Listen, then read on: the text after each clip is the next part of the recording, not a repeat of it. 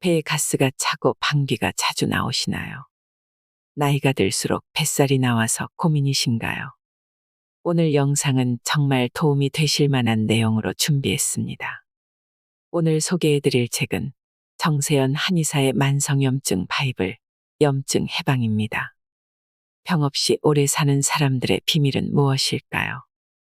내장 지방을 태워버리는 내장 지방 다이어트 10계명과 뱃살 금기 음식 3가지를 꼭 기억하셨으면 좋겠습니다. 100세 시대를 살아가는데 가장 위협이 되는 질병 5가지를 꼽으라면 암과 심장질환, 당뇨와 관절염, 치매를 말할 수 있습니다. 이들 질병에는 한 가지 공통점이 있습니다. 모두 만성염증과 관련이 있다는 것이지요. 모든 질병의 시작은 염증입니다. 그 중에서도 우리를 오래 괴롭히고 못살게 구는 건 만성염증입니다. 만성염증은 또 다른 만성염증을 낳습니다. 평소 불필요한 염증이 생기지 않게 좋은 습관을 들이거나 발생한 염증이 오래가지 않도록 관리만 잘해도 여러 질환을 두루두루 예방할 수 있습니다. 배에 가스가 차고 방귀가 자주 나온다면 3가지 습관을 피하세요. 장이 건강한 사람은 늘 뱃속이 편안한데 그렇지 않은 사람은 수시로 배에 가스가 차고 방귀도 자주 나옵니다. 사실 방귀는 장에 쌓이는 가스를 배출하기 위한 생리현상이기에 하루에 10에서 20회 정도 나오는 것은 문제가 되지 않습니다. 다만 생활에 지장을 줄 정도로 속이 부글부글하거나 하루 20번 이상 방귀를 낀다면 이는 장내 미생물총의 균형이 깨졌다는 신호일 가능성이 높습니다. 장내 가스는 대부분 장 속 미생물에 의해 생성되기 때문입니다. 특히 항생제를 자주 복용하거나 음주와 흡연을 하는 사람, 그리고 수면이 부족한 사람일수록 장내 환경이 쉽게 나빠질 수 있으니 주의해야 합니다. 이런 상황에서는 좋은 음식을 먹어도 장에서 잘 받아들이지 못해 소용이 없습니다. 항생제, 술, 담배를 자주 접하는 습관과 수면 부족을 개선하는 것 외에 일상에서 반드시 버려야 할 습관 3가지가 있습니다. 첫 번째는 급하게 먹는 습관을 버려야 합니다. 음식을 허겁지겁 빨리 먹으면 공기를 많이 삼키게 되고 대량의 공기가 위장을 따라 들어가게 됩니다. 이때 우리가 입으로 마신 공기는 배속 가스의 원인이 될 수 있습니다. 따라서 가스가 자주 차는 분이라면 평소 급하게 먹는 습관이 있는지를 꼭 확인해 보세요. 음식은 한 번에 30번 이상 씹고 20분 이상 천천히 식사하는 습관을 들여야 장이 편안해집니다. 두 번째는 긴장하는 습관을 버려야 합니다. 지나치게 긴장하면 자연적으로 장도 긴장합니다. 장에는 엄청난 숫자의 신경세포가 있어 함께 반응하기 때문입니다. 장 신경이 긴장하면 장 근육이 경직되어 잘 움직이지 않게 되고 장 근육이 과민 반응하면 과도한 수축 운동으로 이어지기도 합니다. 이렇게 되면 가스가 쉽게 찰 뿐만 아니라 복통, 설사, 변비도 자주 나타날 수 있는데 이러한 상태가 반복적으로 지속되는 상태를 과민성 대장증후군이라고 합니다. 방귀가 자주 나오고 더불어 통증이나 배변에 문제가 동반된다면 혹시 과민성 대장증후군일 수 있습니다. 과민성 대장증후군은 정신적인 긴장과 스트레스로 촉발되는 경우가 많기 때문에 마음가짐을 편안하게 하는 것이 중요합니다. 장 건강을 위해 버려야 할 마지막 습관은 찬물을 마시는 습관입니다. 찬물을 마시면 위장관의 온도가 즉각적으로 떨어집니다. 온도가 떨어지면 위장관의 운동성도 함께 줄어드는데요. 이때 우리 몸은 위장관의 온도를 다시금 높이기 위해 많은 에너지를 사용합니다. 얼마 정도의 시간이 지나면 장의 움직임은 회복되는데 여기에 또 찬물을 끼얹게 되면 운동성은 다시 뚝 떨어집니다.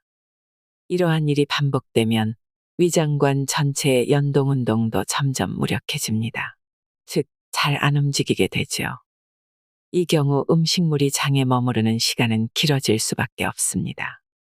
결과적으로 음식물이 장내 미생물에 의해 오랜 시간 발효되면서 가스가 차고 수분을 빼앗긴 대변으로 인해 변비가 생기게 되는 것입니다. 특히 변비가 있는 사람이라면 찬물, 찬 음료를 멀리하는 습관에 익숙해져야 합니다. 뱃살은 만성염증 그 자체. 뱃살은 질병의 상징입니다. 전체적으로 살이 찌면서 배가 나오는 사람도 있지만 팔다리는 가는데 유독 배만 볼록 나와서 고민인 사람도 많습니다. 뱃살은 왜 찌는 것이고 왜 나쁘다는 걸까요? 뱃살, 즉 복부 비만은 복부 안쪽 내장기관 주변에 내장지방이 쌓이는 것인데 이 내장지방이 범인입니다. 내장지방은 고지혈증을 유발하고 나쁜 콜레스테롤 수치를 증가시킵니다. 또한 췌장에서 분비한 인슐린 호르몬을 조직세포에서 밀어내기도 합니다. 이 때문에 인슐린은 있는데 작동하지 못하는 인슐린 저항성을 생기게 해 당뇨를 발생시키는데 큰 몫을 합니다. 여기까지만 해도 큰일인데 이보다 더 충격적인 사실이 하나 더 있습니다. 내장지방의 세포에서 아디포카인이라는 염증 물질을 분비한다는 것입니다. 그래서 뱃살을 계속 달고 있으면 만성염증 상태에 빠지게 됩니다. 다시 말해 뱃살은 만성염증 그 자체입니다. 만성염증은 혈관을 공격하는 성질이 있어서 혈관벽에 상처를 내고 혈액을 탁하게 해서 소위 피떡이라고 말하는 혈전을 생기게 합니다. 면역계를 교란시키고 암 발병률을 높입니다. 또 유사 호르몬처럼 작용하는 각종 환경 독소는 지방에 친화적이기 때문에 몸 안에 들어오면 바로 이 내장 지방에 차곡차곡 쌓입니다. 결국 뱃살은 호르몬 교란을 초래하여 생식 기능을 떨어뜨리고 자궁에 혹이 생기게 하여 자궁근종 같은 질환의 원인이 되기도 합니다. 지금 당장 배를 꼬집어 보세요. 복부에는 두 개의 서로 다른 지방이 쌓여 있는데요. 피부 껍질 바로 밑에 피하지방, 그 밑에 근육층을 지나 복강 내로 들어가면 내장 사이사이에 내장지방이 자리 잡고 있습니다. 피하지방과 내장지방 중에서 만성염증의 주범이 되는 것은 내장지방입니다. 그렇기 때문에 내 뱃살에 어느 지방이 더 많이 쌓여 있는지를 확인해 보는 것이 좋습니다. 지금 뱃살을 한번 꼬집어 보세요. 뱃살의 두께가 약 2cm 이상이면 피하지방 위주로 뱃살이 구성되었다고 보면 됩니다. 내장지방은 근육 밑에 있어 손가락으로는 잘 잡히지 않거든요. 허리둘레를 쟀을 때 남성은 90cm 이상, 여성은 85cm 이상이면 복부 비만으로 진단하는데요. 핀치 테스트를 했을 때 허리둘레는 기준치 이상인데 뱃살이 딱딱해 잘 잡히지 않으면 내장지방일 가능성이 높습니다. 내장지방 다이어트 10계명. 복부 비만인 사람이 만성염증에서 벗어나려면 먼저 뱃살부터 빼셔야 합니다. 그렇다고 해서 유행하는 각종 다이어트 방법이나 보조제에 제발 현혹되지 마세요. 몸에 가장 자연스럽고 지속할 수 있는 방법이어야 합니다. 첫 번째, 식사는 길게 하기. 평소에 복부 비만이라는 것이 뭔지 모를 정도로 뱃살이 잘 찌지 않는 사람들에게는 한 가지 공통점이 있습니다. 음식을 천천히 오래오래 씹어 먹는다는 것입니다. 반대로 살이 쉽게 찌는 사람들은 식사할 때 허겁지겁 급하게 먹는다는 특징이 있습니다. 빨리 먹을 경우 뱃살이 쉽게 찔 수밖에 없는데 그 이유는 인슐린 때문입니다. 급하게 먹는 속도만큼 혈당이 치솟고 이를 조절하기 위해 췌장에서는 인슐린을 과잉 분비하게 되는데요. 혈중 인슐린 수치가 높으면 지방이 쉽게 쌓여 살이 잘 찌는 체질로 변합니다. 식사를 20분 이상 천천히 하는 습관을 들이면 뱃살이 잘 찌지 않습니다. 일 때문에 바빠서 제때 식사를 못하고 시간이 날 때 급하게 먹을 수밖에 없다는 분들이 있는데 이런 경우 뱃살뿐 아니라 위장병까지 평생 달고 살 가능성이 높습니다. 건강을 위해서라도 20분의 식사 시간만큼은 확보하면 어떨까요? 두 번째, 수시로 물 마시기. 우리 몸에서 노폐물이 빠져나갈 수 있는 유일한 방법은 땀과 대변, 소변을 통해서인데 모두 물이 있어야만 가능합니다. 일단 노폐물이 잘 빠져나가야 좋은 것을 채울 수 있습니다. 노폐물을 비우고 활력을 주는 영양소로 채우는 순환 사이클이 활성화되면 신체의 흐름이 굉장히 원활해집니다.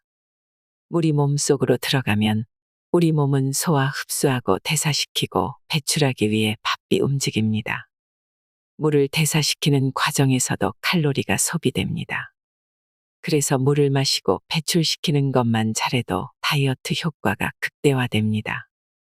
또한 물을 마시면 장운동을 촉진해서 변비를 해소하는 효과도 얻을 수 있습니다. 세 번째, 흰쌀밥을 현미밥으로 바꾸기. 한국인은 쌀밥이 주식이기 때문에 밥이 다이어트에 가장 큰 영향을 줍니다. 그래서 매일 먹는 주식을 흰쌀밥에서 현미밥으로 바꾸는 것만으로도 뱃살 감량의 효과를 볼 수 있습니다. 백미와 현미는 칼로리 면에서는 큰 차이가 없지만 흰쌀밥의 혈당 지수는 70, 현미밥의 혈당 지수는 55로 현미밥의 혈당 지수가 흰쌀밥보다 현저히 낮습니다. 단, 소화에 어려움이 있어서 현미밥이 꺼려진다면 파라 현미밥을 시도해 보세요. 네 번째, 밥은 소식하기. 식사할 때 밥을 많이 먹는 유형이 있고 반찬을 많이 먹는 유형이 있습니다. 뱃살이 걱정이라면 밥은 적게, 반찬은 다양하게 먹는 것이 도움이 됩니다.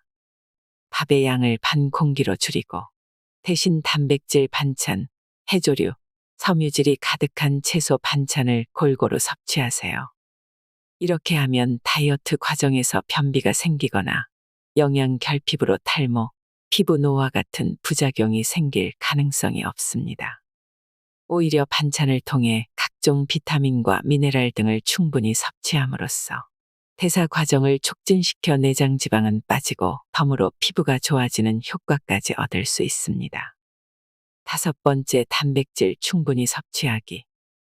왜 자꾸 허기가 지져 하는 분들이 있다면 식단 체크를 해보시길 바랍니다. 밥이나 빵, 면과 떡 같은 탄수화물 위주로 먹는 사람들은 자주 배가 고픕니다. 식사한 지 얼마 되지도 않았는데 배가 금방 꺼지는 일이 빈번하죠. 굶주림을 참는 다이어트는 오래가지 못합니다. 든든함을 유지하고 근육 손실을 방지하려면 충분한 단백질 섭취가 매우 중요합니다. 하루 적정 단백질 섭취량은 체중 1kg당 1g 정도로 계산하면 되는데, 예를 들어 몸무게가 60kg이라면 하루에 60g 정도의 단백질이 필요한 셈입니다. 그리고 저녁 혹은 주말에 몰아서 섭취하는 것보다 식사할 때마다 두부, 콩, 생선, 계란, 닭고기 같은 단백질을 골고루 섭취해야 효율이 올라갑니다. 여섯 번째, 저녁 식사 가볍게 하기. 아침과 점심은 상황에 따라 바뀌더라도 저녁 식사만큼은 세끼 중에서 가장 단촐하게 먹는 것이 중요합니다. 저녁에 기름지고 칼로리가 높은 음식, 그리고 술까지 곁들여서 만찬을 하는 것이 습관이 되면 뱃살이 야금야금 늘어날 수밖에 없습니다. 일곱 번째, 간식 챙겨 먹기. 간식, 잘만 활용하면 내장 지방을 빠르게 없애는 데 도움이 됩니다. 이는 배가 고프지도 않는데 주전부리를 챙겨 먹으라는 말이 아닙니다. 사람마다 활동량은 다 다른데 바쁘게 일하는 경우에는 아침과 점심, 점심과 저녁 식단 사이에 허기가 찾아올 수 있습니다. 허기진 상태에서 식사를 하게 되면 백발백중 폭식과 과식을 하게 되죠. 그래서 이럴 때는 식간의 허기를 면할 정도로만 간식을 먹는 것이 좋습니다. 다이어트용 간식으로는 아몬드, 캐슈너트, 해바라기씨 같은 견과류, 카카오 99%의 다크초콜릿 2조각과 물 혹은 당근이나 샐러리 같은 채소 스틱 정도가 적절합니다. 여덟 번째, 설탕을 멀리하기. 설탕은 중독성이 강합니다. 한번 먹게 되면 계속해서 당기는데 먹으면 먹을수록 몸을 망가뜨립니다. 설탕은 뇌의 쾌락중추를 자극해 도파민을 분비시켜서 기분을 좋아지게 하는데, 이 회로를 자주 사용하면 내성이 생기기 때문입니다. 그 결과 더 많은 도파민 분비를 위해 더 많은 설탕을 찾는 중독 현상이 발생하게 됩니다. 또 설탕은 혈당이 치솟는 혈당 스파이크를 일으켜 인슐린 분비를 증가시키는데 혈액 속에 인슐린이 많으면 조금만 먹어도 살이 찝니다. 정제당, 액상과당, 옥수수 시럽 같은 첨가당은 내장 지방을 쌓이게 하고 염증을 일으키는 주원인이 됩니다. 집에서 요리할 때만이라도 설탕 사용을 최소화하고 평소에도 설탕이 들어간 가공식품은 멀리하면서 건강을 적극적으로 챙기시길 바랍니다. 9번째, 걷기 운동하기. 내장 지방을 태우려면 대사 과정에서 산소가 필요합니다. 그래서 산소를 쓰는 유산소 운동을 반드시 하셔야 합니다. 유산소 운동 중에서는 오래 하더라도 지치지 않는 운동이 효과적인데 그 이유는 지방을 분해하고 녹이려면 시간이 오래 걸리기 때문입니다. 그래서 내장 지방 다이어트 시 가장 추천하는 운동 중 하나가 걷기 운동입니다. 제대로만 걸으면 달릴 때보다 더 빠르게 지방을 연소시킬 수 있습니다. 특히 아침 공복의 걷기 운동은 뱃살을 빼는데 가장 효과적이고요. 그런데 주의할 점이 있습니다. 아침 공복에 하는 걷기 운동은 자칫 근육 손실도 불러올 수 있습니다. 이 때문에 팔다리가 가늘고 근육량이 적은 사람은 주의가 필요합니다.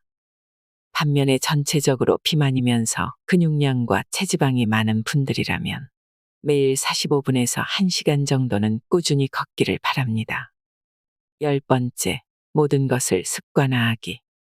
내장지방 다이어트 10계명의 마지막은 지금까지 나열한 9가지를 습관화하는 것입니다.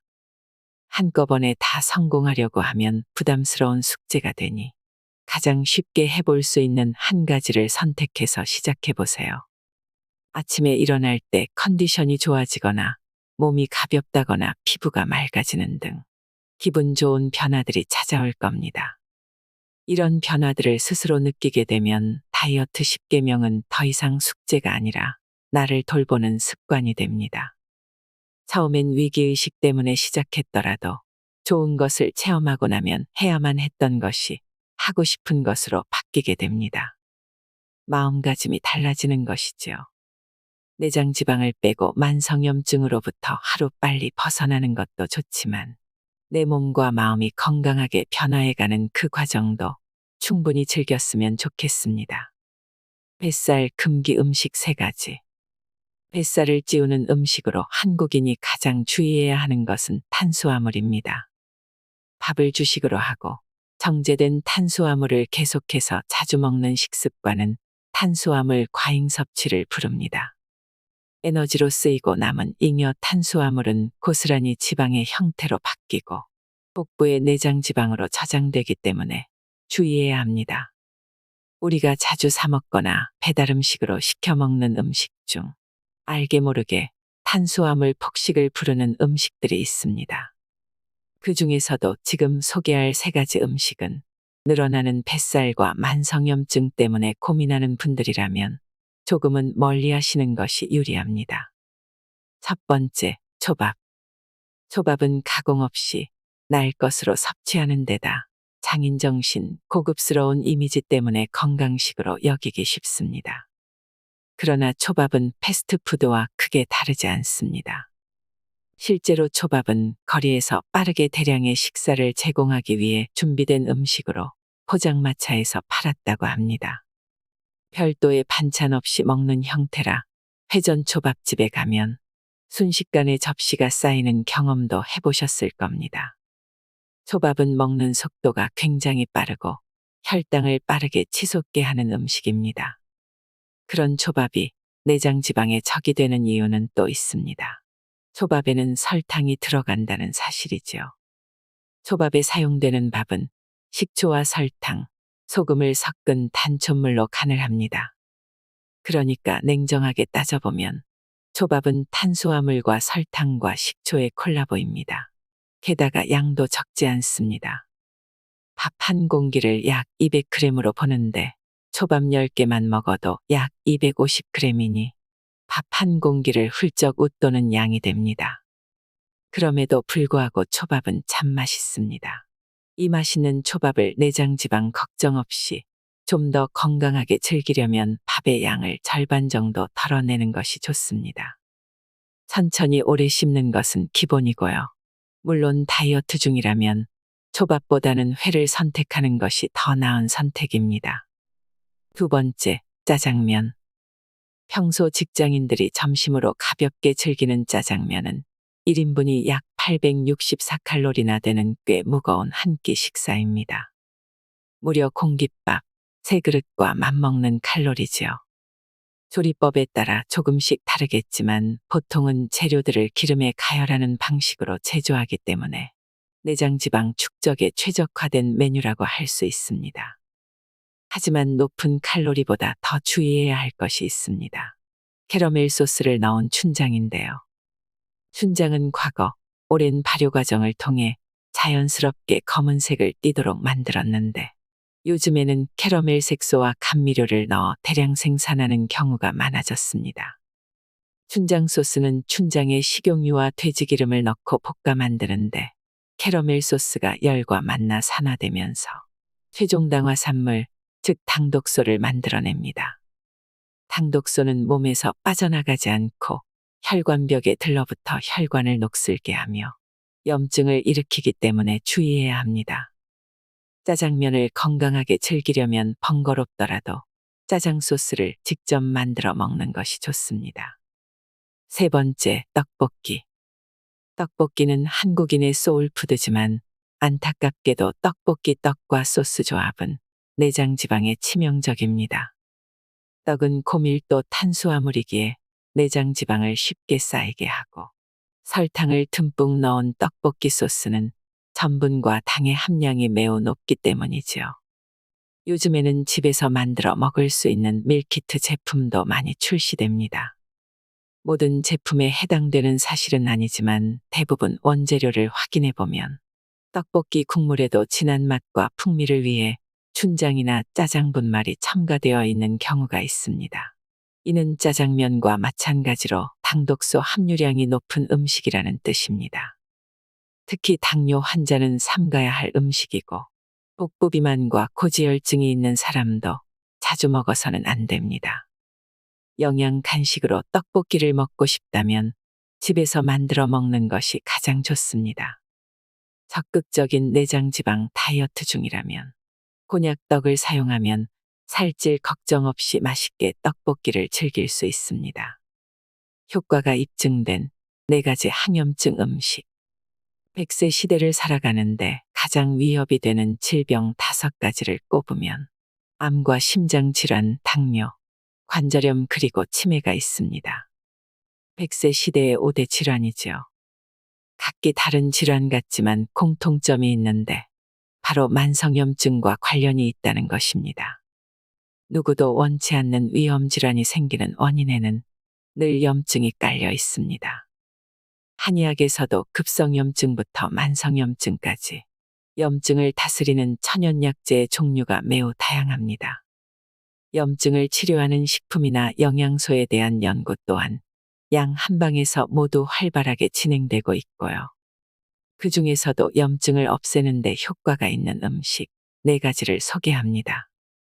염증을 없애는 첫 번째 음식은 꿀풀과 식물입니다.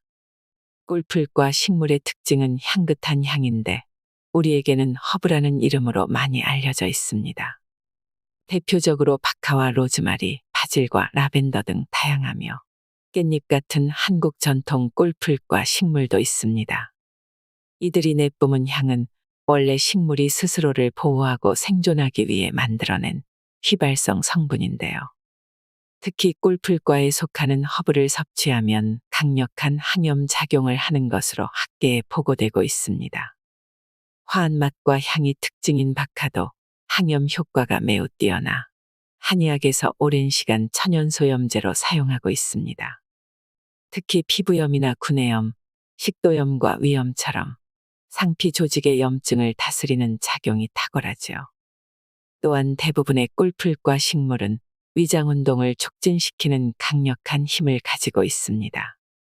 그래서 식사 후에 입가심으로 박하사탕을 먹는 습관도 소화에 도움이 되긴 합니다만 설탕 성분이 많아 그리 추천하지는 않습니다. 대신 소화불량증이나 만성위염으로 오래 고생했던 분들이라면 식후에 박하차를 마셔보세요. 큰 효과를 볼 수 있을 것입니다. 염증을 없애는 두 번째 음식은 보라색 컬러푸드입니다. 우리가 먹는 식물에는 향만 있는 것이 아니라 색깔도 있습니다. 식물이 만들어내는 각종 유기와 합물이 독특한 색소 성분을 내는 것인데요. 다양한 컬러푸드 중에서도 염증을 줄이는데 가장 직접적인 효과가 있는 것이 바로 보라색 컬러푸드입니다. 보라색 색소 성분이 풍부한 음식으로는 입술이며 손가락까지 온통 시커멓게 물들게 하는 오디와 블루베리 같은 베리류, 포도, 가지, 비트 같은 채소, 흑미 같은 곡식이 있습니다. 보라색을 만드는 파이토케미컬 성분이 바로 안토시아닌인데 보라색에서부터 검정, 블루, 붉은색까지의 컬러 스펙트럼을 만들어냅니다. 안토시아닌은 비타민C에 비해 활성산소를 제거하는 능력이 2.5배 뛰어나며 염증과 노화로부터 세포 손상을 막는 방패 역할을 합니다. 주의할 점은 보라색 컬러푸드 중에 성질이 냉한 것에 속하는 식품이 많이 있다는 사실입니다. 특히 체질이 냉하거나 위장이 냉한 사람이 냉한 식품을 과잉 섭취할 경우 기초 체온이 떨어지고 묽은 변이나 설사가 나올 수 있으므로 주의가 필요합니다. 염증을 없애는 세 번째 음식은 오메가3입니다. 염증을 없애는 효과가 입증된 성분 중 하나입니다. 오메가3는 혈관을 깨끗하게 하고 콜레스테롤을 낮추는 작용이 있어 심장병 발생률을 낮추며 두뇌 건강에도 필수인데요. 최근에는 염증 제거 효과까지 더해져 재조명을 받고 있습니다. 오메가3가 체내 염증해소 촉진 전달자라는 항염증 물질을 생성하여 만성염증을 억제하는 효능이 있다는 연구 결과가 발표되었기 때문입니다. 오메가3는 체내 합성이 되지 않기 때문에 반드시 따로 섭취해야만 하는데 고등어, 꽁치, 멸치 같은 생선에는 EPA, DHA 같은 오메가3가 풍부하니 자주 섭취하면 좋습니다. 견과류와 씨앗에는 알파리놀렌산이라는 오메가3가 풍부합니다. 이 성분은 염증 반응성 단백질인 CRP 수치를 낮추는 것으로 알려져 있지요. 기름류 중에서는 들기름에 가장 풍부합니다. 최근 오메가3의 여러 효능들이 알려지면서 보충제도 많이 판매되고 있는데 아무리 몸에 좋은 지방이라도 일일 총 열량의 10% 이상을 섭취하면 오히려 콜레스테롤 양이 증가할 수 있습니다. 또한 지나치게 많은 양을 섭취할 경우 출혈을 억제하지 못해 뇌출혈로 이어질 수 있기에 기저질환이 있는 사람이 오메가3를 영양제로 복용할 때는 꼭 주치의와 상의 후 복용 여부를 결정해야 합니다. 염증을 없애는 네 번째 음식은 황성분이 풍부한 음식입니다. 유기황 화합물이 풍부한 음식도 염증을 없애는 데 탁월한 효과를 보이고 있습니다. 황은 유황온천이나 암석에서 많이 발견되는 성분이자 인체를 이루는 주요 구성 성분이기도 합니다. 머리카락을 태우면 나는 불쾌한 냄새가 바로 황성분 때문이지요. 황은 체내에서 여러 역할을 하는데 특히 간 해독 기능을 활성화하기 때문에 만성염증을 다스리는 데 도움이 됩니다. 이 유기황 화합물이 풍부한 음식으로는 마늘과 부추, 파와 양파 같은 백합과 채소를 비롯해 배추와 무, 양배추 같은 십자화과 채소가 있습니다. 재미있는 것은 앞서 나열한 채소들이 함께 버무려진 것이 다름 아닌 김치라는 사실입니다. 너무 짜거나 매운 김치는 혈압을 높이고 콩팥에도 안 좋은 영향을 주지만 간을 적당하게 맞춰 적정량을 섭취하면 만성염증을 다스리는 데 도움이 되는 항염증 푸드가 됩니다. 항상 건강하고 행복한 삶을 영위하시길 바랍니다. 언제나 건강주의보가 함께하겠습니다. 감사합니다.